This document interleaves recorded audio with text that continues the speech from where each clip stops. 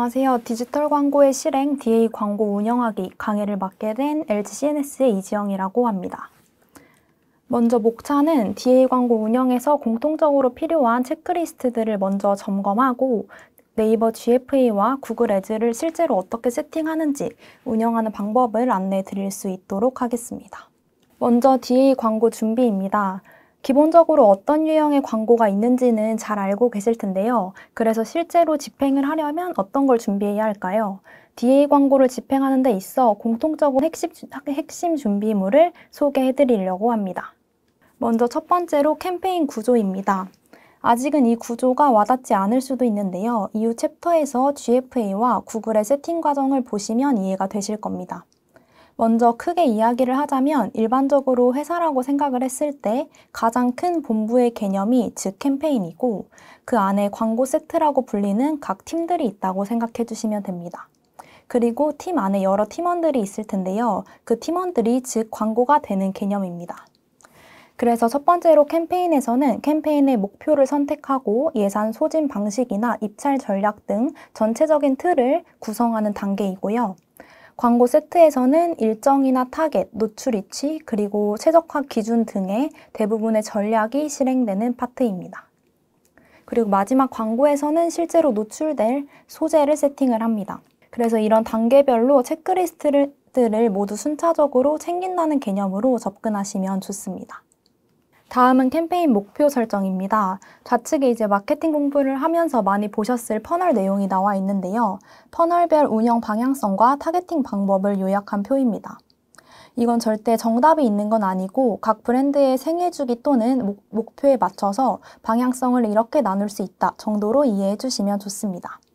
그래서 먼저 좌측의 퍼널을 보시면 아직 우리 브랜드를 잘 모르는 사람들을 타겟으로 하는 인지도 퍼널이 있고 그 다음으로 고려도 같은 경우에는 이제 제품을 살 때 우리 브랜드가 타겟들의 고려군에 어느 정도 있다고 하면 고려도 타겟팅이 될 수 있고 그 다음에 이제 인지도는 상관없이 단순히 이제 전환 또는 구매만 극대화하는 것을 목표로 운영하는 것을 전환 목표라고 할 수 있습니다. 그래서 첫 번째로 이제 인지도 단계에서는 인지도를 확보하는 것이 가장 중요하기 때문에 최대한 많은 사람에게 보여주기 위해서 효과적인 타겟 커버리지를 확보하는 것이 가장 중요하고 그렇기 때문에 구체적인 타겟팅은 걸지 않고 데모나 관심사 위주로 타겟팅을 거는 것을 권장을 드립니다. 다음으로 고려도 같은 경우에는 이제 인지도보다는 조금 더 정교한 타겟팅을 가지고 가는데요.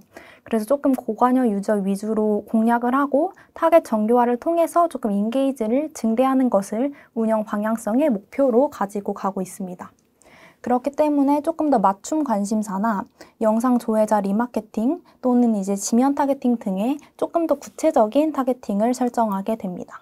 그리고 마지막 전환인데요. 전환 같은 경우에는 이제 캠페인에서 지정한 구매나 회원가입 전환 이렇게 액션의 기준에 맞춰서 직접적인 전환을 극대화하기 위한 목표로 운영이 되게 되고 그렇기 때문에 실질적으로 우리 브랜드와 연관성이 있는 사람들을 리타겟팅 한다든지 맞춤 관심사를 조금 더 커스텀해서 적용을 한다든지 등의 조금 구체화된 타겟팅이 적용이 되게 됩니다. 네, 다음은 과금 체계입니다. 가장 대표적으로 네이버를 통해서 개념을 설명드리려고 하는데요. 소재의 형태나 판매 방식, 그리고 타겟팅 옵션 등은 매체별로 다양하게 제공이 되지만 아주 크게 보면 보장형, 셀프 서빙 광고 이렇게 두 가지로 나눠집니다.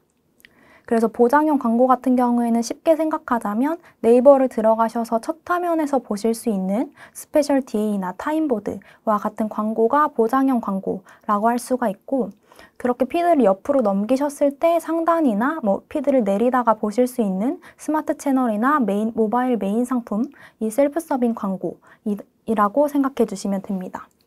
보장형 광고 같은 경우에는 약정된 노출수 혹은 기간을 100% 보장해서 안정적인 광고 운영이 가능하다는 장점이 있고 반면에 이제 셀프 서빙 광고 같은 경우에는 저희가 이제 직접 운영을 하기 때문에 실시간 입찰 방식을 통해서 마케터가 직접 광고 운영 가능하다는 장점이 있습니다.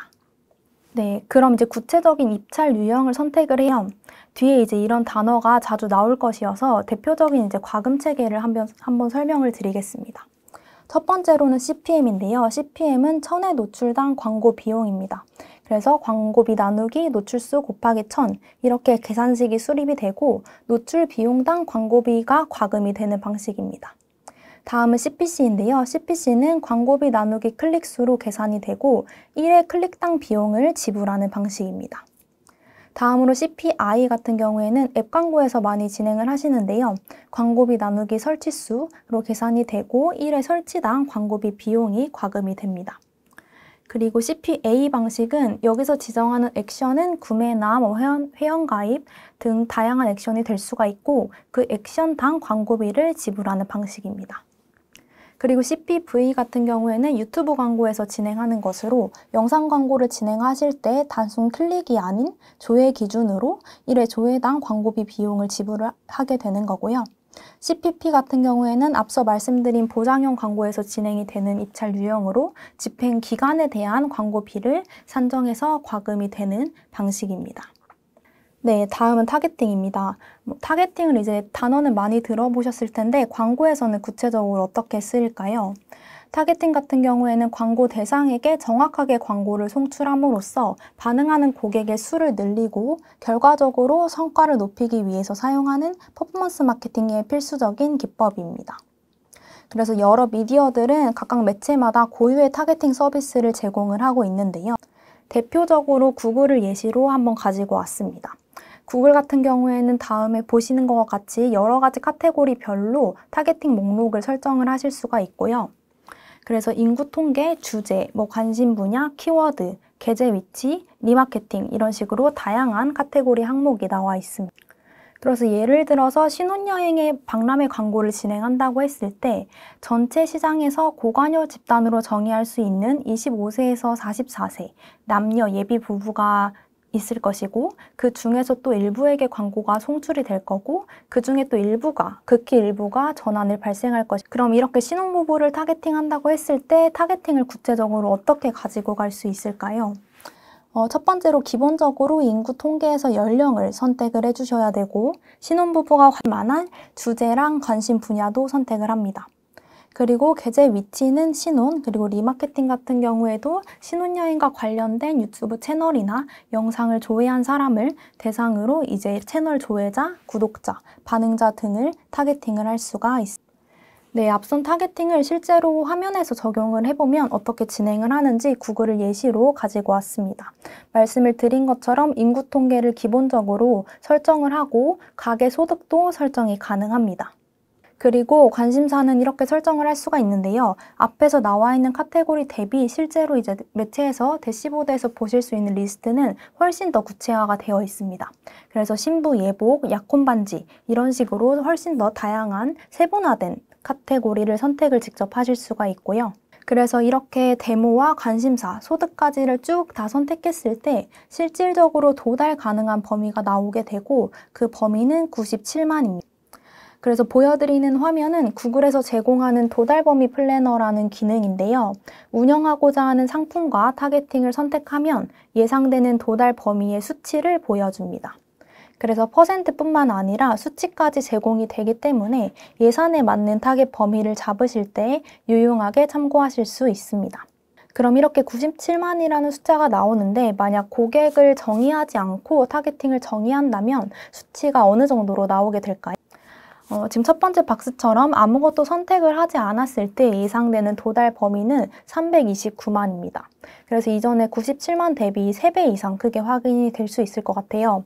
근데 그럼 이제 이런 질문도 나올 수가 있을 것 같은데요. 예상 도달수가 더 많이 나오는 게 더 좋은 방식이 아닐까요?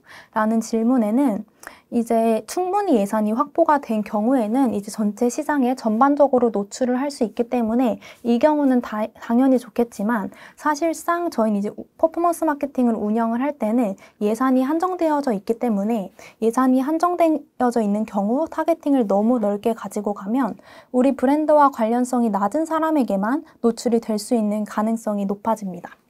그래서 사실 타겟팅을 걸었을 때 나오는 97만이라는 숫자도 적은 숫자가 아니기 때문에 보통 이제 예산에 한계가 있다는 것을 고려해서 조금 더 비용 효율적인 광고 운영을 하기 위해서는 퍼포먼스 마케팅에서는 타겟팅을 필수적으로 진행을 해주시는 것이 좋습니다. 네, 다음은 이제 GFA 광고 운영하기입니다. 그럼 이제 DA에서 할 때 필요한 체크리스트들을 알아봤다면 실제로 세팅을 어떻게 하는지 보여드리려고 합니다. 그래서 처음으로는 가장 대표적인 빅미디어, GFA로 여러분이 이제 생활에서 많이 접하셨을 네이버 성과형 광고를 기준으로 설명을 드리겠습니다. 처음에 이제 왜 네이버인가? 라는 장표인데요. 예전에 기사에서 가져온 수치이긴 한데 지금은 이제 더 높아졌겠지만 회원수나 방문자 그리고 쿼리 점유율이 74%라는 점에서 이미 압도적인 검색 포털이라고 생각을 할 수가 있습니다.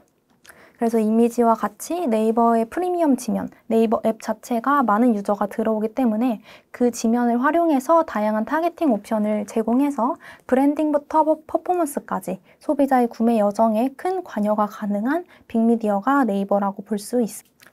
그럼 이제 네이버에 노출이 되는 광고인 건 알겠는데 GFA라고 불리는 이 단어가 조금 어색하실 수가 있을 큐? 네, 안녕하세요. 포털 광고의 실행 DA 광고 운영하기 강의를 맡게 된 LG CNS의 이지영이라고 합니다. 먼저 목차는 DA 광고 운영에서 공통적으로 필요한 체크리스트들을 먼저 점검하고 네이버 GFA와 구글 애즈를 실제로 어떻게 세팅하는지 운영하는 방법을 안내해 드릴 수 있도록 하겠습니다. 먼저 DA 광고 준비입니다. 기본적으로 어떤 유형의 광고가 있는지 알고 계실 텐데요. 그래서 실제로 집행을 하려면 어떤 걸 준비해야 할까요? DA 광고를 써 공통적으로 필요한 핵심 준비물을 소개해 드리려고 합니다. 먼저 첫 번째로 캠페인 구조입니다. 아직은 이 구조가 와닿지 않을 수도 있는데요. 이후 챕터에서 GFA 세팅 과정을 보시면 이해가 되실 겁니다. 먼저 크게 이야기를 하자면 일반적으로 회사라고 생각을 했을 때 가장 큰 본부의 개념이 즉 캠페인이고 그 안에 광고 세트라고 불리는 각 팀들이 있다고 생각해 주시면 됩니다. 그리고 팀 안에 여러 팀원들이 있을 텐데요. 그 팀원들이 즉 광고가 개념입니다. 그래서 첫 번째로 캠페인에서는 캠페인의 목표를 선택하고 예산 소진 방식이나 입찰 전략 등 전체적인 틀을 구성하는 단계이고요. 타겟, 노출 위치, 그리고 최적화 기준 등의 대부분의 전략이 실행되는 파트입니다. 그리고 마지막 광고에서는 실제로 네이버 GFA와 구글 애즈를 실제로 어떻게 세팅하는지 운영하는 방법을 안내해 드릴 수 있도록 하겠습니다. 먼저 DA 광고 준비입니다.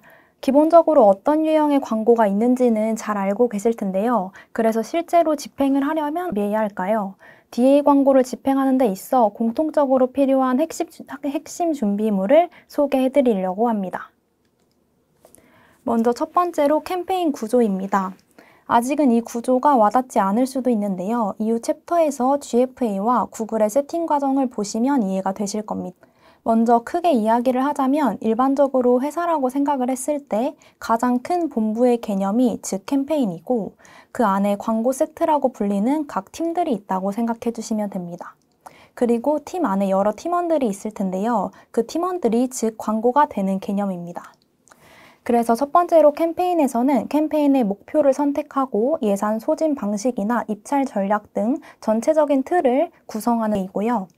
광고 세트에서는 일정이나 타겟, 노출 위치, 그리고 최적화 기준 등의 대부분의 전략이 실행되는 파트입니다. 그리고 마지막 광고에서는 노출될 소재를 세팅을 합니다. 그래서 이런 단계별로 체크리스트들을 모두 순차적으로 챙긴다는 개념으로 접근하시면 좋습니다. 다음은 캠페인 목표 설정입니다. 좌측에 이제 마케팅 공부를 하면서 많이 보셨을 퍼널 내용이 나와 있는데요. 퍼널별 운영 방향성과 타겟팅 방법을 요약한 표입니다. 이건 절대 정답이 있는 건 아니고 각 브랜드의 생애주기 또는 목표에 맞춰서 방향성을 이렇게 나눌 수 있다 정도로 이해해 주시면 좋습니다.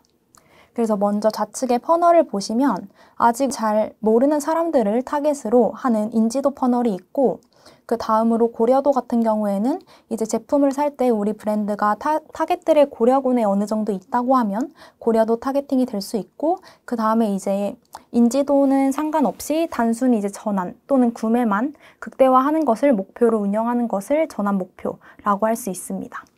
그래서 첫 번째로 이제 인지도 단계에서는 인지도를 확보하는 것이 가장 중요하기 때문에 최대한 많은 사람에게 보여주기 위해서 효과적인 타겟 커버리지를 확보하는 것이 가장 중요하고, 그렇기 때문에 구체적인 타겟팅은 걸지 않고 데모나 관심사 위주로 타겟팅을 거는 것을 권장을 드립니다. 같은 경우에는 이제 인지도보다는 조금 더 정교한 타겟팅을 가지고 가는데요. 그래서 조금 고관여 유저 위주로 공략을 하고 타겟 정교화를 통해서 조금 인게이지를 증대하는 것을 운영 방향성의 목표로 가지고 가고 있습니다. 그렇기 때문에 조금 더 맞춤 관심사나 영상 조회자 리마케팅 또는 이제 지면 타겟팅 등의 조금 더 구체적인 타겟팅을 설정하게 됩니다. 그리고 마지막 전환인데요. 전환 같은 경우에는 이제 캠페인에서 지정한 구매나 회원가입 전환, 이렇게 액션의 기준에 맞춰서 직접적인 전환을 극대화하기 위한 목표로 운영이 되게 되고, 그렇기 때문에 실질적으로 우리 브랜드와 연관성이 있는 사람들을 리타겟팅 한다든지 맞춤 관심사를 조금, 가장 대표적으로 네이버를 통해서 개념을 설명드리려고 하는데요. 소재의 형태나 판매 방식, 그리고 타겟팅 옵션 등은 매체별로 다양하게 제공이 되지만 아주 크게 보면 보장형, 셀프 서빙 광고 이렇게 두 가지로 나눠집니다.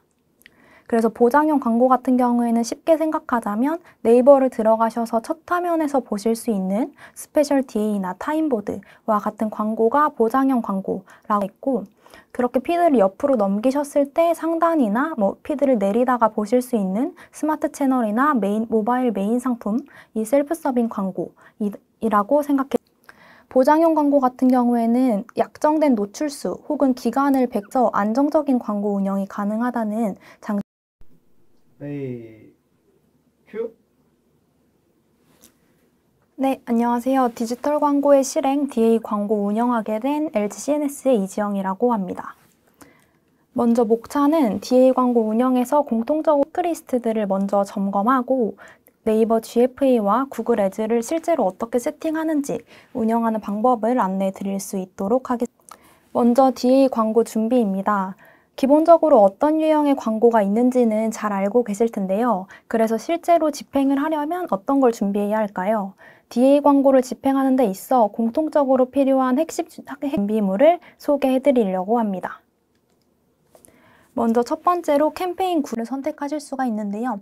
구글과 마찬가지로 이제 관심사나 구매 의도도 굉장히 다양하게 나와져 있어서 여기서 이제 선택을 여러 개를 해주시면 되겠습니다. 네, 광고 그룹의 다음 단계는 게재 위치 선택입니다. 게재 위치 같은 경우에는 좀 굉장히 다양하게 나와져 있는데요. 크게는 이제 네이버, 그리고 네이버 패밀리 매체, 그리고 네이버 퍼포먼스 네트워크 이렇게 나눠져 있고, 처음으로 이제 네이버부터 봐주시면 처음에 이제 스마트 채널 같은 경우에는 상단에 눕기형 이미지로 노출이 되는 띠배너라고 생각해 주시면 됩니다. 그래서 모든 채널에서 연예 지면, 스포츠 지면을 보셨을 때 가장 상단에 가로로 긴 형태로 노출이 되는 광고이고요. 다음으로 배너 같은 경우에는 네이버 메인이나 서브에 노출되는 이미지 형태의 광고입니다. 그래서 지금 이미지로 띄어져 있는 것이 네이버 메인 광고이고, 이제 말 그대로 첫 번째 1지면이 네이버 메인이고, 그 1지면에서 기사 같은 걸 클릭해서 그 다음 페이지로 넘어갔을 때 노출되는 광고를 서브 광고라고 말을 하고 있습니다. 그리고 이제 피드 같은 경우에는 밴드를 지칭하는 거는 아니고 지식 플러스나 구독 등 다른 탭에서 이제 노출이 되는 광고를 피드 영역이라고 봐주시면 됩니다. 그리고 이제 다음이 네이버 패밀리 매체인데요. 패밀리 매체로의 예시로는 밴드, 스노우, 소다 등이 있습니다. 그래서 이 앱 내에 동일하게 스마트 채널, 배너, 피드 영역으로 구분을 해서 노출이 되고 있고, 마지막으로 퍼포먼스 네트워크 같은 경우에는 그 이제 지도나 교통 앱, 그리고 금융 앱, 날씨 앱에 노출되는 배너입니다. 그래서 동일하게 스마트 채널과 배너 형태로 노출이 됩니다. 이제 네이버에서 게재 지면을 선택하는 거는 아주 중요한데요. 그 이유는 이 데이터를 보시면 알 수가 있습니다. 그래서 저희가 동일 예산을 기준으로 게재 지면을 선택해서 운영을 했을 때 같은 모바일 지면이라고 하더라도 노출수는 서브 배너가 더 많으나 메인이 클릭률은 조금 더 높게 나타나는 걸 보실 수가 있고요. 서브 중에서는 피드 지면이 클릭률이 가장 높게 나타나는 것을 보실 수 있습니다. 그래서 이런 데이터는 당연히 성별이나 연령대별로도 다르겠지만 평균적인 계제 지면별로 성과를 체크를 하시고 장단점을 파악을 하시고 있어야지 이제 담당하신 캠페인에 맞춰서 미디어 플래닝이 가능합니다. 다음으로는 이제 그룹별로 입찰 전략을 선택합니다. 그래서 앞서 말씀드린 것처럼 캠페인 예산 최적화를 사용하신 경우에는 캠페인의 입찰 전략과 광고 그룹의 입찰 전략을 동일하게 설정을 해주시는 것이 중요하고, 마찬가지로 그룹에서도 클릭수 최대화, 전환수 최대화, 그리고 수동 입찰 방식을 선택을 하실 수가 있습니다. 그리고 이제 마찬가지로 동일하게 입찰가 한도도 한도 없음 또는 한도를 직접 선택하시는 방식으로 설정을 해주시면 됩니다. 네, 이제 그룹의 거의 마지막 단계인데요. 예산 설정입니다. 예산 같은 경우에는 1예산을 기준으로 선택을 하실 수도 있고 총예산을 기준으로 설정해 주신 기간에 맞춰서 전체 예산을 설정을 하실 수도 있습니다. 그래서 총예산을 설정을 해주시는 경우에는 일마다 동일한 예산이 소진이 되는 것은 아니고 성과에 따라서 조금 월요일에는 조금 소진이 올라갔다가 주말에는 조금 내려가는 이런 추이를 보일 수도 있습니다. 그래서 기간에 맞춰서 소진이 되는 방식이라고 생각을 해주시면 되고, 이제 기간 같은 경우에는 시간 단위로 끊어서 시작 일시와 종료 일시 설정이 가능하시고, 상세 일정에서는 이제 요일이나 시간대 타겟팅도 가능합니다. 그래서 우리 브랜드는 주말에는 성과가 조금 안 나와서 주말엔 끄겠어 라고 하시는 경우에 이 상세 일정 탭에서 요일 설정을 진행을 해주시면 됩니다. 다음으로 계제 방식이 있는데요. 계제 방식 같은 경우에는 일반 계제가 이제 균등 계제라고 생각을 해주시면 되고, 빠른 계제 방식이 있습니다. 그래서 일반 계제 같은 경우에는 시간 내에 이제 예산을 최대한 균등하게 소진을 하는 방식이라고 생각을 해주시면 되고, 반면에 빠른 계제는 이제 남은 예산이 어느 정도 있을 때 조금 저녁에 이제 퇴근 시간에 조금 성과가 잘 나온다고 했을 때 그 시간대에 조금 몰아서 광고가 성과가 잘 나오는 시간에 예산을 조금 몰아서 쓰는 방식입니다. 그래서 균등 계제 같은 경우에는 이제 오늘 하루 동안 만약에 10만 원이 남았는데 3시간이 남았다면 그걸 이제 10만 원을 3등분을 해서 딱 균등하게 소진을 하는 방식이라면, 빠른 계제는 조금 더 빠르게 한 10시 전까지 예산을 빠르게 소진하고 그 다음에 이제 유입이 줄어드는 시간에는 예산도 같이 줄이는 방식이라고 생각을 해주시면 됩니다.